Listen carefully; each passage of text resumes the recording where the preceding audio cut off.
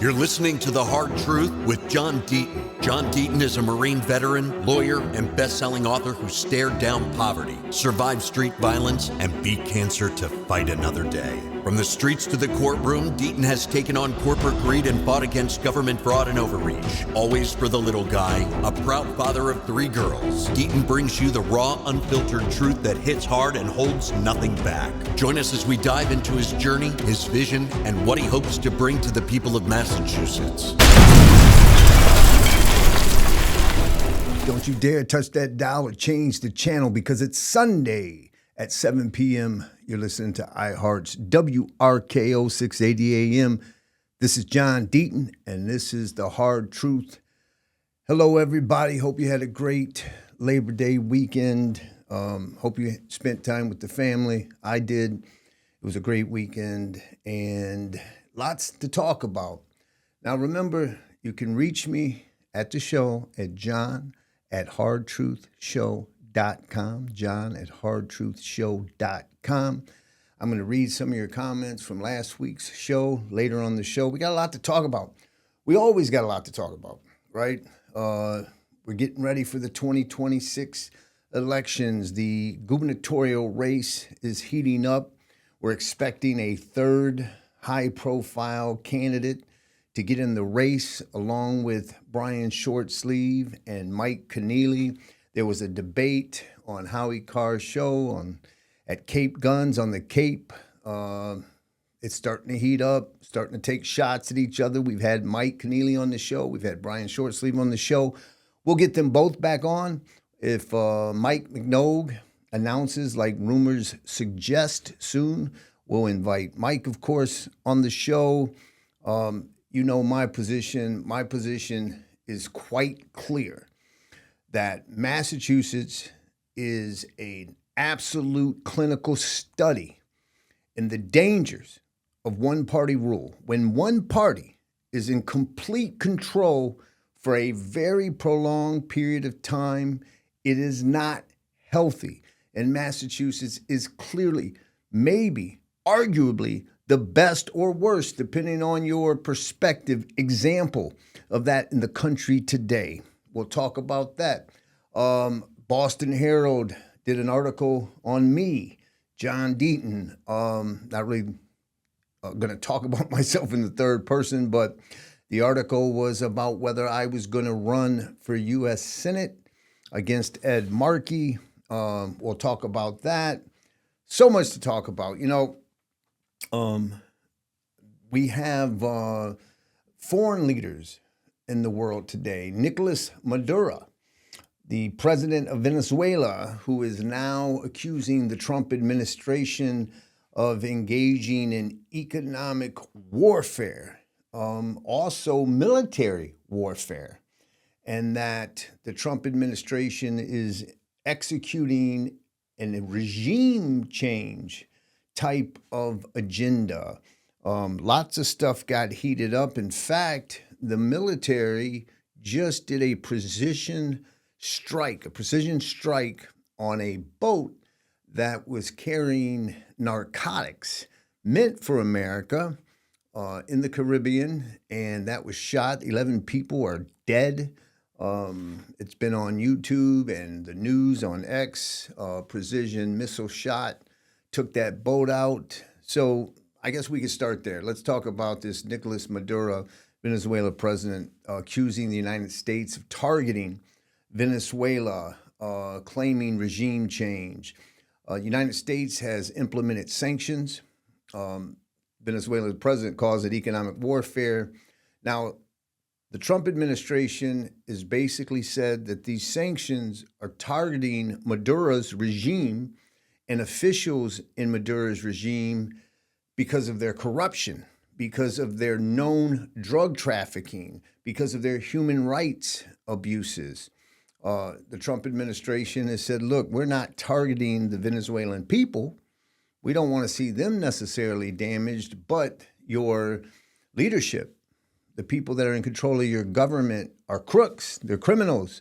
They're part of the drug cartel operation, and the Trump administration has increased all of our resources. We have, let me see, I wrote it down, 8 warships. Here, let me put my glasses on so I can read. I don't want to misquote. We have U.S. naval deployment, 8 warships to the region, 3 Jesus-guided missile destroyers, a guided missile cruiser, 3 amphibious combat ships. They're carrying 2,000 Marines, 2,500 sailors. We have air patrols going over, collecting intelligence for our mission of combating drug cartels. Now, remember, the Trump administration has designated these drug cartels as terrorist organizations, and I agree with that wholeheartedly. And let's also remember, Venezuela has the world's largest oil reserves in the world, okay? And so there's a lot at stake. Now, there's a lot of rhetoric going on, and there is one concern that I have because, you got a lot of people out there saying that the Trump administration is basically conducting a military operation and that they're going to basically take Maduro out, in some kind of airstrike, things of that nature.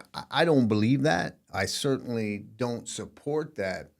I think one of the biggest things that caused President Trump to win not just the Electoral College, but the popular vote in this country was America's exhaustion of financing foreign wars and our exhaustion of America being entangled with these foreign entanglements.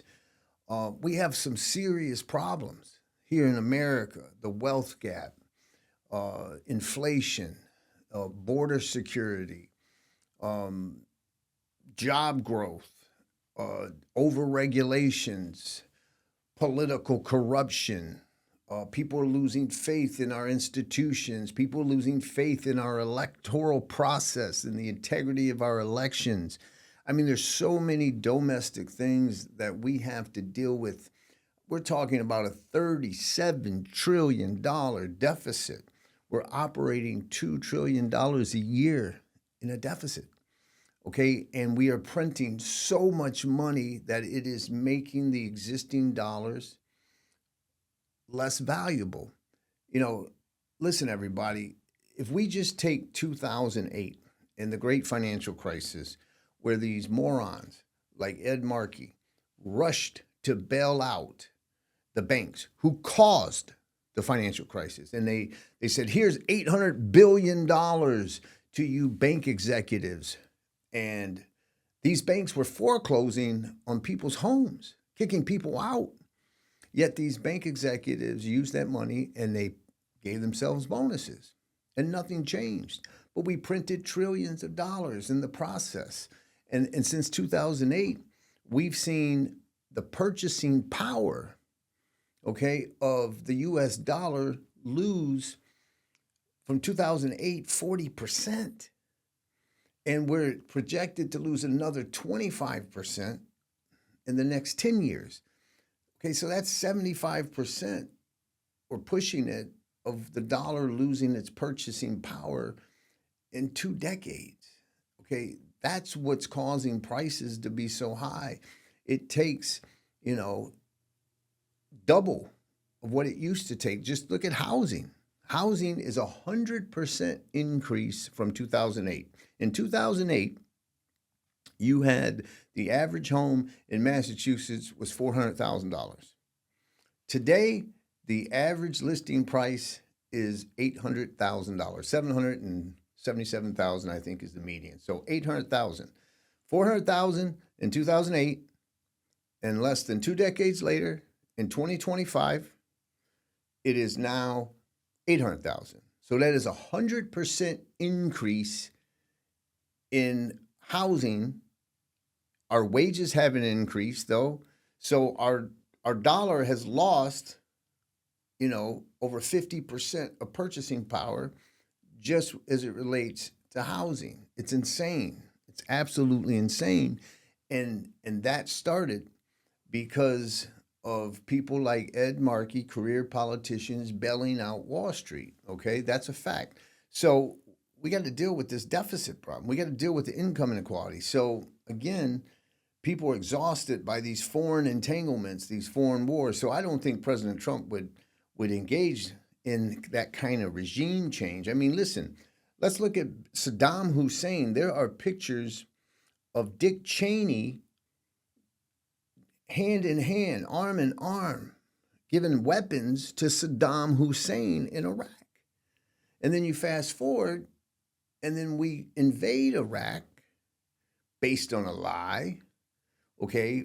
And people like Ed Markey, of course, voted for the Iraq War and to invade, even though Iraq had nothing to do with 9/11. But they authorized it, causing us trillions of dollars. And now we got to pay for it. And so I don't support a regime change where we're engaged in any kind of military operation. Now, if placing economic sanctions because of countries to make sure that they don't buy Venezuelan foreign oil, not war, they don't buy the oil from Venezuela, which is all they have for their economy. And we place hard economic sanctions on them. And we make sure that we annihilate their drug cartels, stopping the drugs from coming into America. That is something we all should support. Do you know that fentanyl deaths are the number one cause of death in America between 18 years old and 24? That's amazing. I'm going to give you a statistic about this epidemic on drugs. If you take the Vietnam War, the Iraq War, and Afghanistan, about 65,000 deaths in those three wars. We lost more than that in 1 year, 2021 to 2022, to fentanyl in the United States of America. And it's because of these drug cartels. So we got to shut them down. So I support that. Now, if these economic sanctions cause the citizens of Venezuela to rise up and get rid of their leadership on their own, then hey, that's something that, of course, I would support. Okay, we're going to take a break. When we come back, we got to talk about troops in the streets. Okay, D.C., Chicago, maybe even Boston. You're listening to The Hard Truth with John Deaton. Okay, welcome back to the show. I'm John Deaton, and you're listening to The Hard Truth. You can reach me at john@hardtruthshow.com, john@hardtruthshow.com. Follow me on X, John E. Deaton, and the number 1. John E. Deaton on the number 1. Okay, so we talked about Venezuela situation. We know that President Trump took 800 National Guards and federalized the police department in Washington. A lot of controversy over that. First and foremost, understand that what President Trump did was 100% lawful. Under the law there, federal law governs Washington, D.C. It's our nation's capital. We've got our foreign embassies. We've got our national monuments. We've got Congress, the White House. Okay, and so because of the high murder rate that was taking place, carjackings and all of that, President Trump said, you know what? We're going to stop the crime in the nation's capital and federalize the police force, and then sent 800 National Guard troops.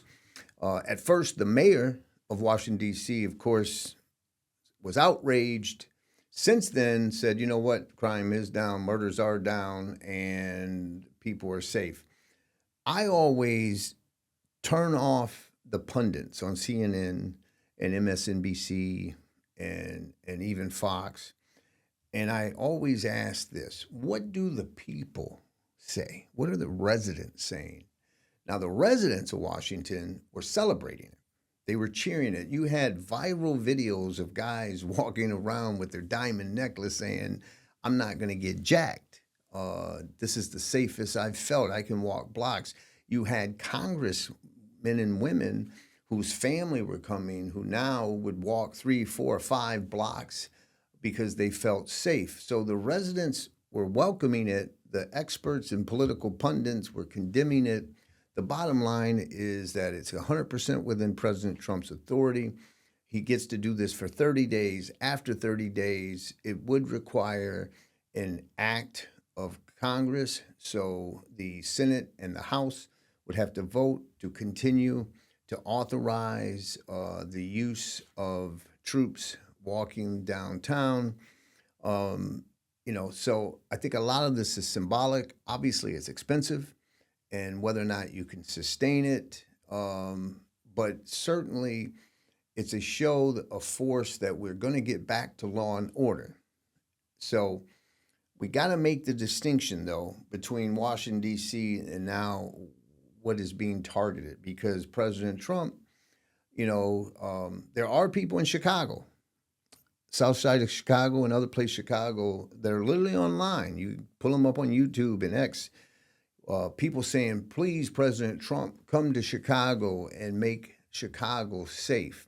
You got the mayor of Chicago literally went on Morning Joe, and we're talking about a moron, by the way.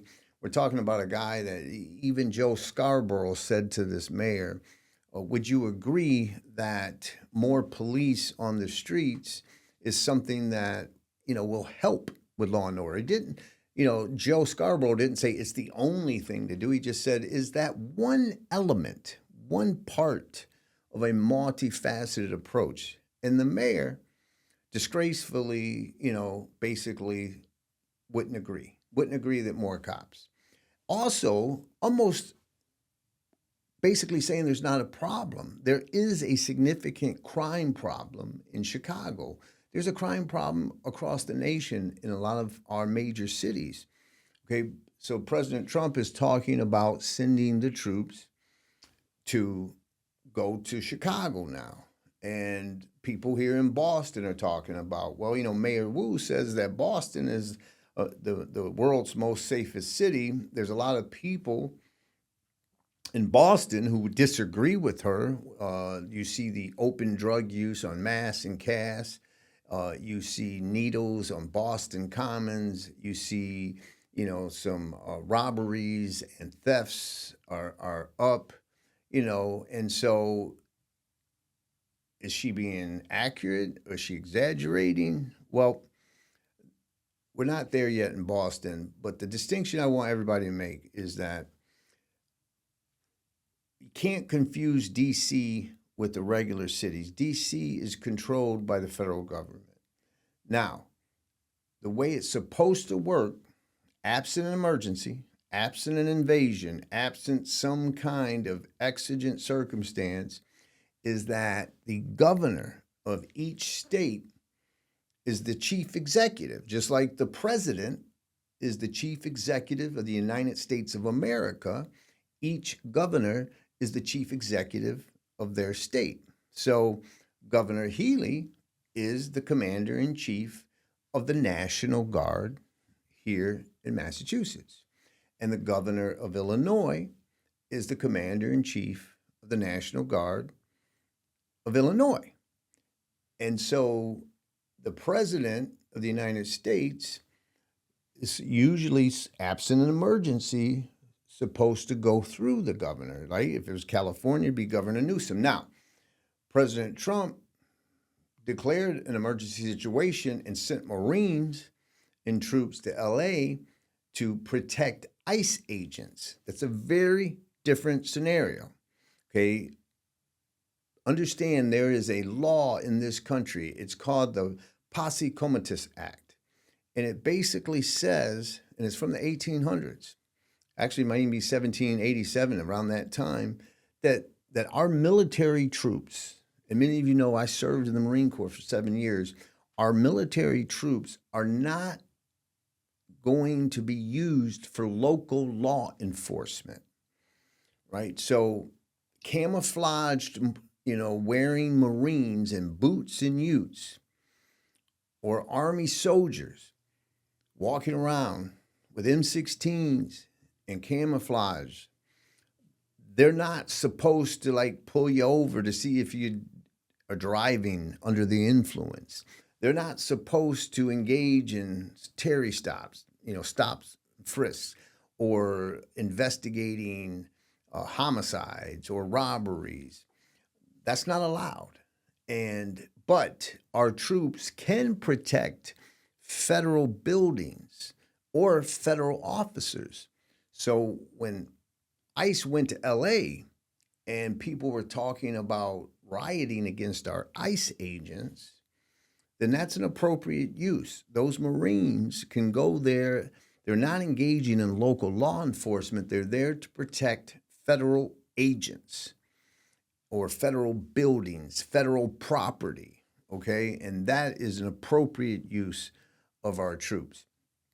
So if it's going to be helping with, civil unrest or things like that, because of our system of separation of federalism, right? We got the federal government and then we've got states' rights. The federal government, the president, is supposed to coordinate with the governor of each state. And that's why President Trump has said that he's waiting for one of these governors, the governor of Illinois, to say, help me with Chicago, help me with Los Angeles, help me with Detroit or wherever, okay? And so now, if President Trump declares that there is an invasion, let's say it's of illegal aliens, right, illegal migrants, or if he says there is an invasion of drug cartel or foreign gang members, MS-13, he then could use that as a way to sending in troops. Now, there's talk about going into Chicago. It hasn't happened. I personally would like to see some cooperation between the state governments and the federal government. Listen, I don't think any of us want to think of like the streets of our cities looking like they're under martial law or something, where you have all these active duty military troops walking around with M16s and grenade launchers. And we don't want tanks on the streets of Chicago or Los Angeles or Boston. I think we all can agree with that. But we do have a crime problem. So we're going to monitor this. I hope President Trump works with the governors. Obviously, some of them don't want to. And no doubt, if he does authorize troops in some emergency, there will be immediate litigation in federal court that'll probably be enjoined. Then it'll go up to the Supreme Court, and we'll get a ruling, and whatever the law of the land is the law of the land. But that's where we're standing. I wanted to make sure that people understood the difference between what's happening in Washington, D.C., and then potentially going into these other states, okay? Okay, we're going to move on, and we're going to read some emails from last week's show, all right? Now, this first email is from Scott in Fall River, and Scott is commenting about when I asked the audience last week. I said that, I would think about running for Senate again, and welcomed people's thoughts, whether you're supportive of that or whether you don't want me to run. Scott's got a pretty strong opinion on it, people. And what Scott from Fall River says is that, John, let's face it, you have no chance to win in this state as a Republican. So why would you even run? All right. Listen, Scott, that doesn't offend me in any way. Being a Republican, running as a Republican in Massachusetts is quite challenging. Everyone knows that. The question is, despite that challenge, why? Why would I do it? Why would I even contemplate it? And you're going to have to come back from the break to figure out why. You listen to The Hard Truth. Welcome back to the show. You're listening to The Hard Truth on WRKO. I'm John Deaton. Okay, so before the break, I read the email from Scott from Fall River, who basically said, John, you have no chance to win as a Republican in Massachusetts because you're not a Democrat. Only Democrats seem to win, is basically what he's saying. So why would you even try? So first thing, Scott, if I have no chance to win, I won't run. That's one of the prerequisites, that I have to believe that I have a chance, or there's no use. Now, having a chance to win and it being something easy to do are two very different things. A Republican hasn't upset and defeated a sitting Democrat incumbent senator in Massachusetts in over 100 years. You know, when Scott Brown won, that was a special election. And then Elizabeth Warren defeated him. And so I understand the challenge. But here's the thing. We either have to give up and write Massachusetts off as a state or fight. Couple things, big things to consider. One, I'm talking about running against Ed Markey. Okay, Ed Markey, who first went to Washington in 1976. The man has been in office, elected office in Washington for 50, that's 50, half a century, 50 years. And when you look at the polling, 55, 60% of all voters, independents, Democrats, Republicans, they're like, that's enough. So I think Ed Markey has some real liability. Plus, he's the co-author of the Green New Deal. I think when people are looking at their alternative energy mandates and they're looking at solar fees and they're looking at offshore wind fees and their electric bills are 75% higher than anywhere else in the country, that there's some liability there as well. But we either write Massachusetts off or we try to get a seat at the table. Now, why?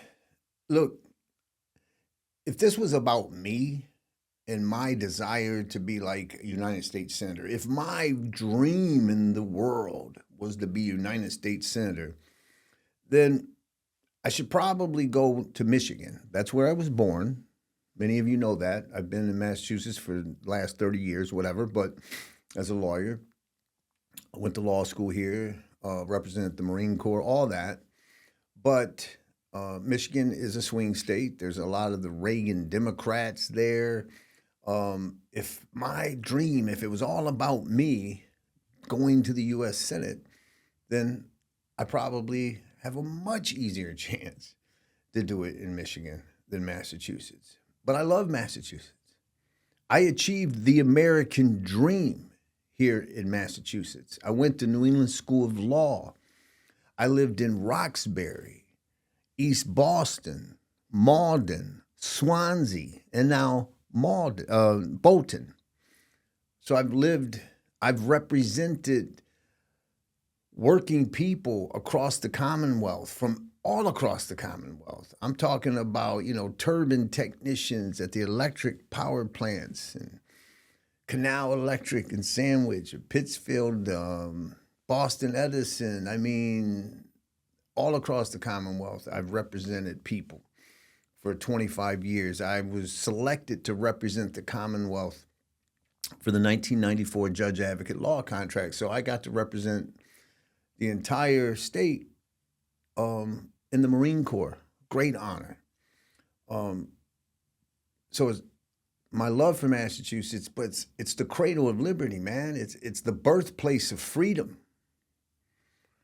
And to see what's happening to it bothers me. And I feel compelled, right, to do something about it.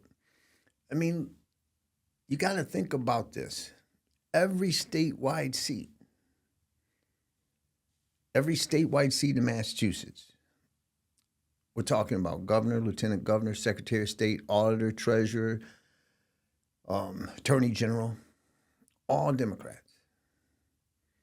All 9 U.S. Congress members, Democrats. both U.S. senators, Democrats. So every seat, statewide and federal, is held by a Democrat. And some of them are far left radicals, right? Not like just a moderate Democrat. Hell, John F. Kennedy, JFK, would be a Massachusetts Republican today. He wouldn't be a Democrat in this Democratic Party. He wouldn't be left enough. Can you imagine? Can you imagine a Democrat today saying, not ask what your country can do for you, but what you can do for your country? So we either give up or we fight. The state legislature's 85% Democrats.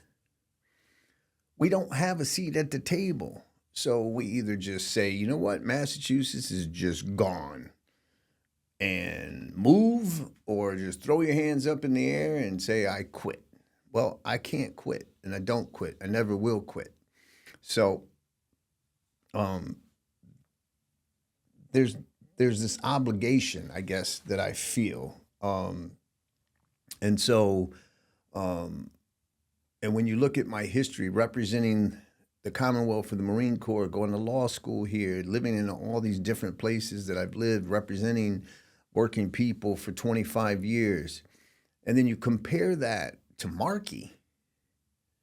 Markey doesn't live here, man. Markey moved to Chevy Chase, Maryland in 91. Hasn't been seen since. The Boston Globe did an article where they showed that his water bill in Malden is the minimum amount water bill that can be charged. What's that mean, people? That means there's no washing machine going on in that Malden house. There's no dishwasher going on in that Malden house. There's no showers, no baths. There's no water usage. Why? Because no one lives there. Because it's a front, right? Markey lives in Chevy Chase, Maryland. And so when you compare the two of us, who do you think has a love and an affection for Massachusetts? When I was in Roxbury going to law school, I don't think Markey could even find Roxbury if you gave him a GPS. So those are the reasons why. But I disagree with you when you say that there's no chance. A poll showed that I could beat Markey. Doesn't mean I will, but that if I choose to run, that I could beat him. As high as 7 points in this poll. I can assure you that against Elizabeth Warren, we had no polling that ever showed me beating Elizabeth Warren. We had polling that showed me losing a lot less, right? Instead of losing by 20 points, we had polling that showed that if I had enough money and could reach enough voters, that I could lose by 7, 8, 9 points, but still 7, 8, 9 points. With Markey, it's the opposite. And I think it's because, I think it's 77%.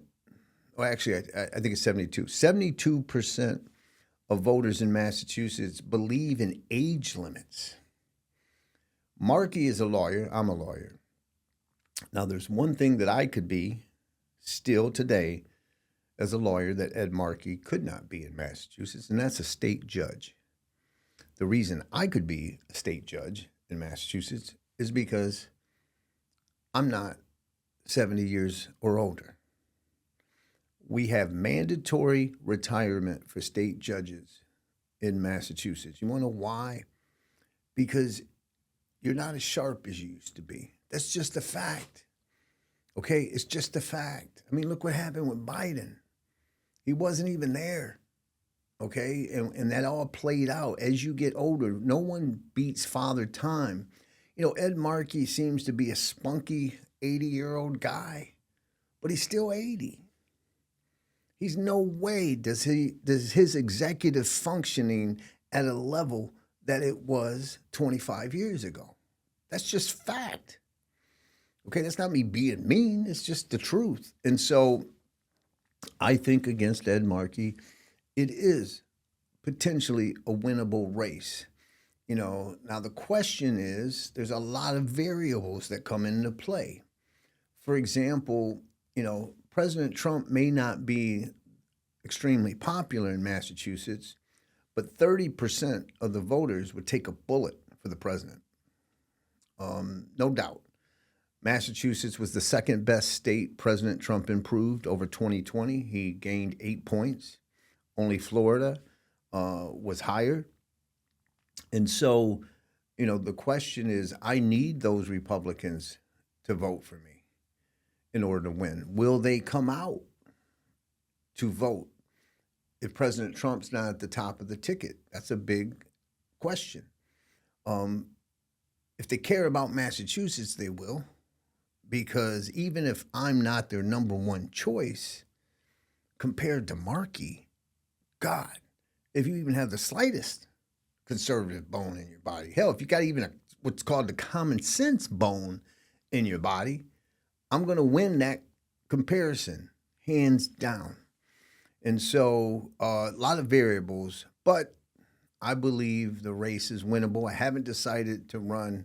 Still thinking about it, still talking to the team. The Boston Herald did an article, and I said that I am talking to consultants, trying to see if I can assemble a team. And if I can assemble a team and I think I can win, then I'll run. If I don't, I won't. When we get back, I'll read more emails. You listen to The Hard Truth. I'm John Deaton.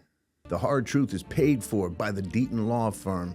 I've been representing mesothelioma and lung cancer victims for 23 years across the Commonwealth. If you or a loved one have been diagnosed with mesothelioma or lung cancer and were exposed to asbestos, you contact me at the Deaton Law Firm. That's DeatonLawFirm.com. You can also reach me here at this show at thehardtruthshow.com. That's John at hardtruthshow.com. John at hardtruthshow.com. Welcome back to the show. You listen to The Hard Truth. I'm John Deaton on WRKO. Okay, next email. Got to put my glasses on. Make sure I read. Jerry from Worcester. How's it going, Jerry? I'm laughing because Jerry from Worcester wants to know, why can't we get a real Republican? I told you I would read, not just the good ones, right, for me, but I'd read emails that came in that maybe weren't so flattering to me or complimentary to me. Listen, Jerry, I'm not sure what you mean. I mean, I have an idea, obviously, what you mean when you say, why can't we get a real Republican? Well, what's a real Republican to you? I mean, is a real Republican, I guess what Jerry's getting at is probably the MAGA versus Rhino bull, you know what? Nonsense. Purist versus pragmatist. Perfect over good, right? Let me just tell you something. I want you to think about this, Jerry. Why you and some of your friends that maybe I'm not, your ideal Republican candidate. And the truth is, I'm really been an independent, who leans right, center right, but mainly an independent because I'm disgusted by both parties.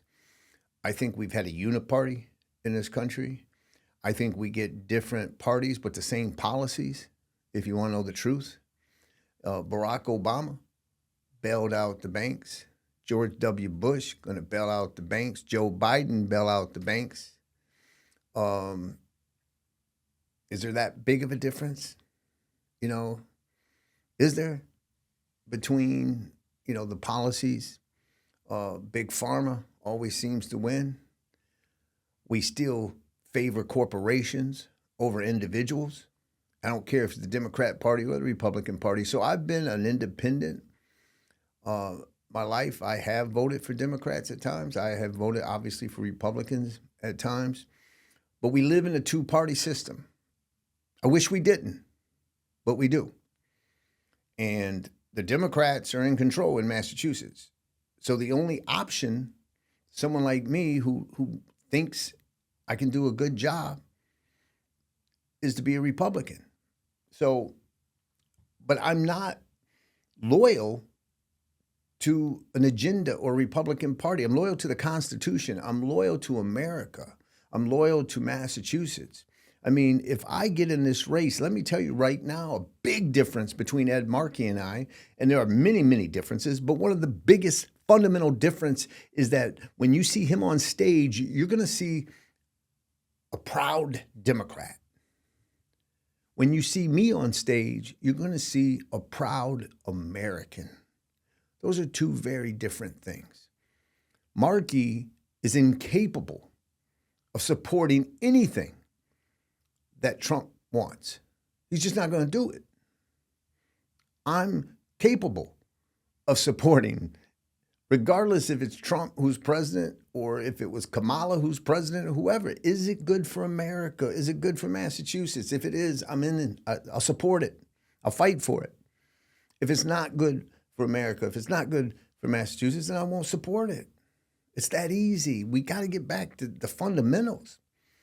But this MAGA versus Rhino stuff, man, you're going to sit back and argue over who's conservative enough while the Democrats just keep winning. You know, I mean, listen, let me address this related to Ed Markey, okay? Jerry and Worcester, you can be disappointed in me if you're because I'm pro-choice.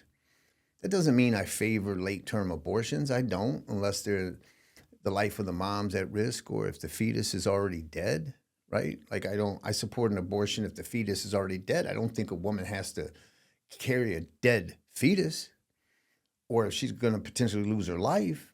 But absent that kind of situation, I don't favor late-term abortions. But up until a certain point, I think a woman has a right to choose.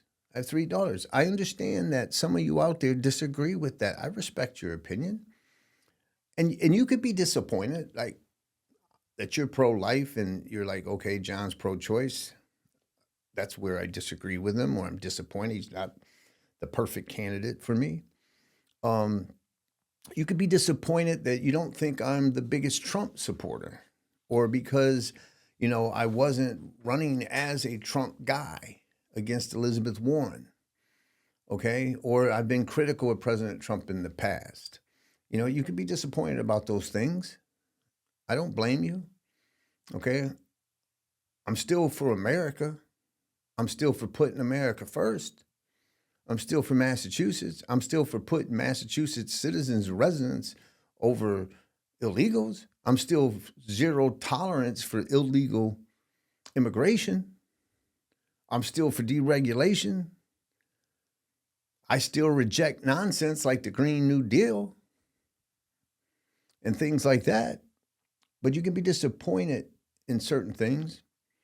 But don't you dare say that there's no difference between me and someone like Ed Markey. Okay, don't you dare. Okay. He's the co-author of the Green New Deal. First of all, the Green New Deal is a fairy tale sprinkled in unicorn dust that has no chance. It got 0 votes. It's never going to work. You don't pick a date to go carbon neutral. Second of all, the Green New Deal is going to have energy gaps, and those energy gaps are going to be filled by fossil fuels, including coal. It doesn't even replace fossil fuels the way that it's supposed to. It's a farce. Okay. But I certainly think climate change is real. I think jobs are more important right now. I think that the wealth gap is more important, but climate change is real. Massachusetts can't solve it. It's a global issue. Our carbon emissions for an entire year is just 2 days of China. So I don't believe in punishing our businesses and our citizens to try to solve a thing where China's still running coal plants every day.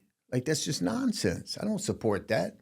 Ed Markey supports amnesty and citizenship for all illegals, including the 12 million that came just in the last 4 years. He wants to give him citizenship right now. I don't support that nonsense. Come on.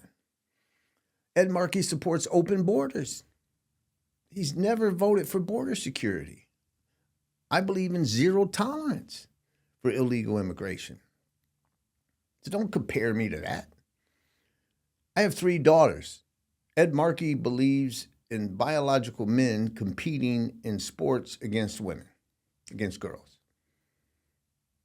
I don't support that nonsense. Women fought for Title IX and for rights in sports. I have 3 daughters. Sports supposed to be about fairness, man, justice. So I don't support that. Ed Markey represents everything wrong with our politics. Career politicians who's never made a payroll check. He's never had to make payroll. Okay, someone like me, a small business, I'd take a $500,000 mortgage on my home to pay my employees when business was slow. Ed Markey's never done something like that. He's lived off the taxpayer for 50 years. 50 years. And Ed Markey bases his policy on the next poll. There's no conviction there. We're talking about one of the biggest hypocrites in the United States Senate and Congress. Okay? I mean, today, Ed Markey waves the Black Lives Matter flag. Says he's for reparations for Black Americans. Really, Ed? Is that true? Because guess what? The first act of reparations in this country was for Black kids to go to white schools. What did Ed Markey do? Ed Markey fought that. He didn't want Black kids in his neighborhood. He didn't want Black kids in his white schools. No, he was in the state Senate and in the U.S. House, and he was writing bills that stopped those Black kids from being bused. One of Boston's worst times, bricks and glass was thrown at these school buses of Black kids. Ed Markey may not have thrown a brick, but he used something much more powerful and insidious. It was his pen. And he was writing legislation to prevent those Black kids. Oh, but today, he's Mr. Black Lives Matter, right? Okay. Abortion. Ed Markey supported a constitutional amendment to ban abortion. Then when he decided to run for Senate, he looked at the latest poll and it's like, all of a sudden he became pro-choice. That's Ed Markey. Oh, the co-author of the Green New Deal? Funny, because he was in the pocket of the fossil fuels. He supported deregulation and all those things, the fossil fuels, coal plants, all of it. But then when it came to re-election, he knew he had to latch on to something. So he latched on to that AOC congresswoman, the Green New Deal, put his name to it. All of a sudden, he became Mr. Environmentalist. Now he waves the LGBTQ plus flag, right? And the trans flag. Really? Is that Ed Markey? Because when you look back at his voting record, he actually supported the Defense of Marriage Act, which defined marriage between a man and a woman. He was against gay marriage. I was out there saying, we live in America or not. Freedom is freedom. As long as it's involving 2 consenting adults, marry who you want, love who you want, man. It's America. I'm a freedom maximalist. But that's someone based on principle, right? Oh, he just flip-flopped again on another issue. And now he waves that flag, the LGBT flag. He's Mr. Justice for gays, even though not when it counted. That's Ed Markey, a hypocrite. 50 years. 50 years. He's been in the Congress in Washington 10 years longer than the average voter's been alive. So, yeah, I think that he can be beat. I don't know if I'm going to run. I will see you next week.